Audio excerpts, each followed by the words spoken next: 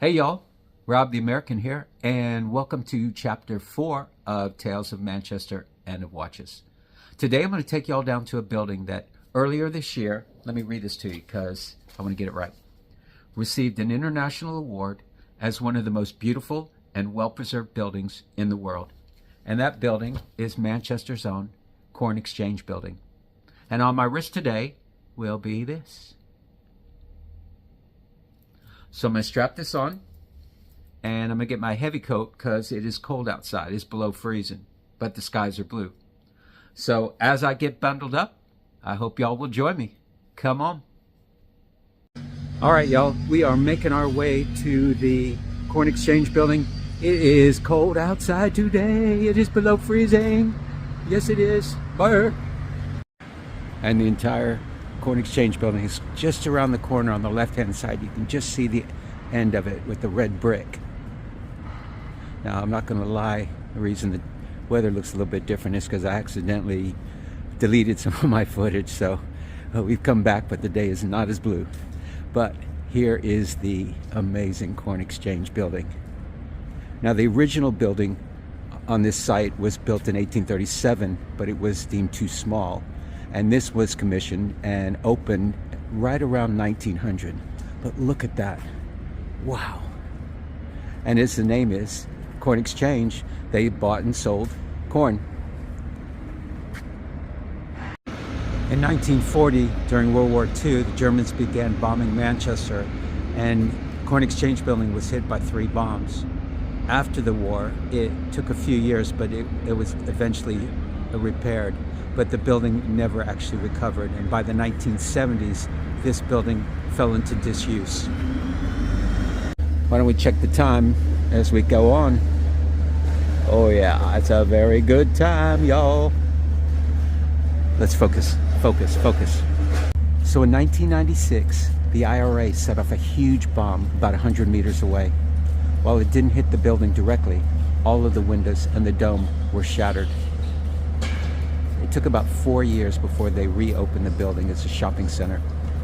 Now, when I moved here in 2012, there was a big screen TV that was attached to the side of this building, and we'd come out here and eat sandwiches and watch the games. Then they shut the building again for a complete renovation, and what you'll see today when we go inside is its current state. Come on, let's have a walk around. As we walk in, you'll hear that hum above us, and that is the heaters going full blast as it is cold outside. All the Christmas decorations are up. It's that time of year, and in a couple of hours, this place will be heaving with tourists and shoppers of all kinds.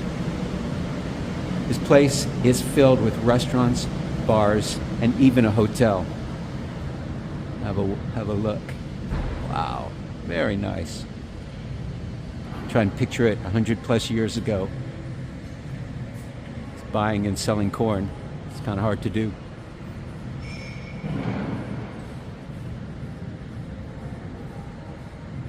Try not to give y'all seasickness.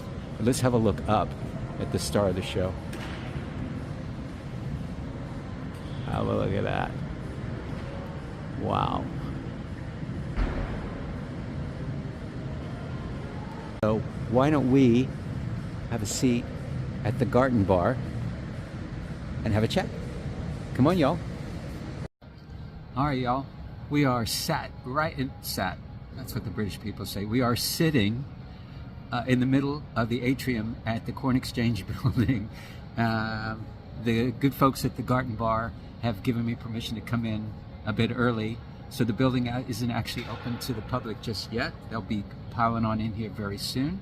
We've got here, giving us something to drink. Probably get some breakfast in a bit.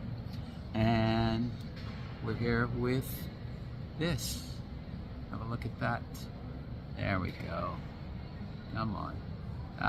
Oh, focus. Come. There you go. Have a look at that dazzler.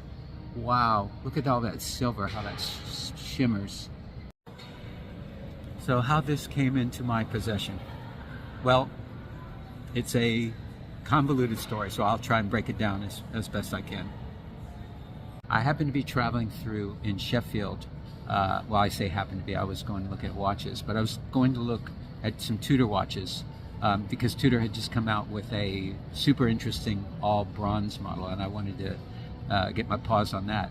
But they also carried Grand Seiko, and this model was sitting in the window, and I tried it on, and when I tried it on, I knew it was like love at first sight, love at first sight. But I've stayed focused on Tudor and came back to Manchester. Now I went to my local dealer and said, hey, can y'all get this for me? And they said, of course. So they ordered it for me, and it took a week or 10 days or something like that. But that is not this actual watch. And that's because I have a disease, and the disease is watches. Over time, I actually stopped wearing this. I stopped wearing this model. I just I don't know what happened, but I got it in my head that I didn't like it anymore, and I decided to sell it and use the proceeds from that sale to buy something else. And that's the watch mentality once you get that virus in your head. So I sold it. I didn't even tell the dealer that I had sold it, and moved on. But it was always in the back of my mind thinking, what regret, why did I do that? So I was in a different dealer looking around, and they had this in the window, and I hadn't seen it, and I thought, oh gosh, here we go.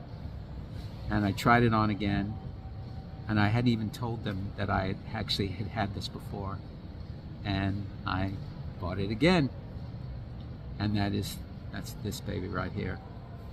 So just goes to show, watches are trouble. Stay away from them. If you're wearing an Apple Watch, be happy with that. But I'm telling you, these just make life so much better.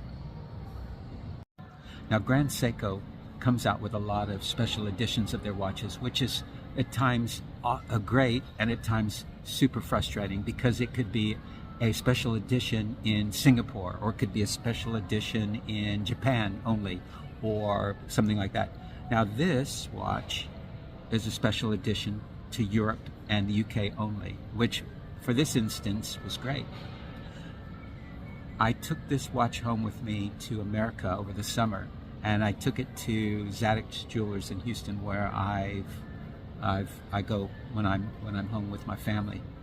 And I took this, I was wearing it to the jeweler, and the gal who works with me, she said, oh, what is that? I've never seen that before. And I said, because that's a European only. So she took it and was dazzled by it, as I was. And it's ironic, because usually Grand Seiko puts out their best special editions for America only. So all my British friends are like, why can't we get our paws on it? Blah, blah, blah, blah, blah. Now, because I go back and forth, I can usually, for this one instance, when this watch came out, it was not available to the Americans, and they finally got their revenge.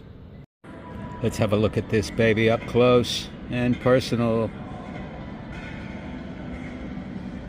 It's a silvery white, and yet it has that texture, almost like a linen paper or rice paper, something like that. You can see the ridges. And you've got those sharp, pointed sword hands and the silver second hand, and all those silver markers all the way around. And yet it works.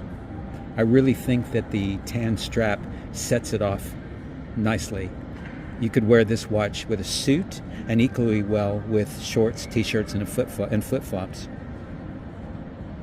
It's a 37 millimeter case, so it's smaller than a lot of the other watches. Now this is an open case back like our last Grand Seiko, so you can actually see the movement working. Look at that, it's a stunner. Grand Seiko is known for their movements, and this one is no different.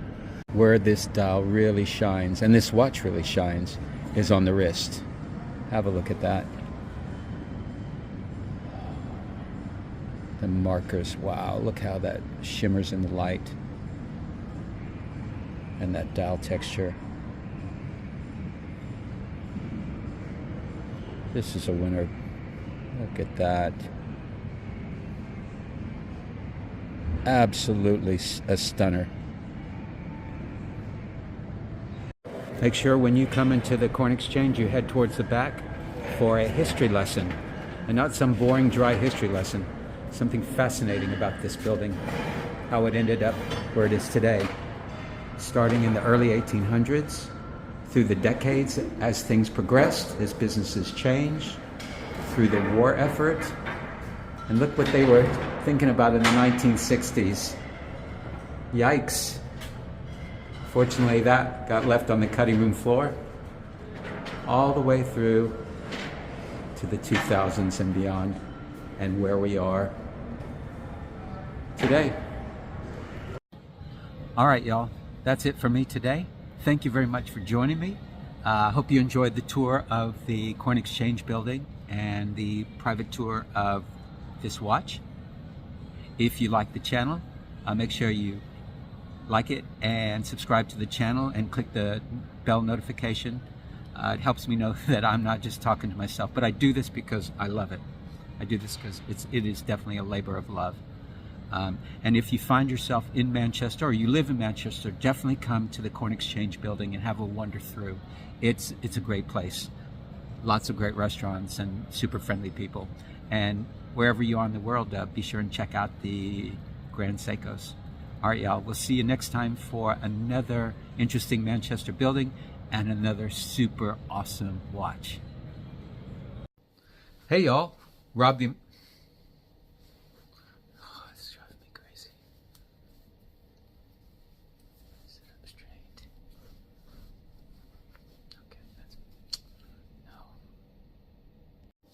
Hey, y'all, Rob the... Oh, my shirt. I'm going to strap this on. I'm going to get my heavy coat because it is below freezing today. And then what am I going to... Oh. Received an international award as one of the most beautiful and well-preserved buildings in the world. And that building is Manchester's own. Let me read this so I get it right. In 2023, oh, that's this year. Duh.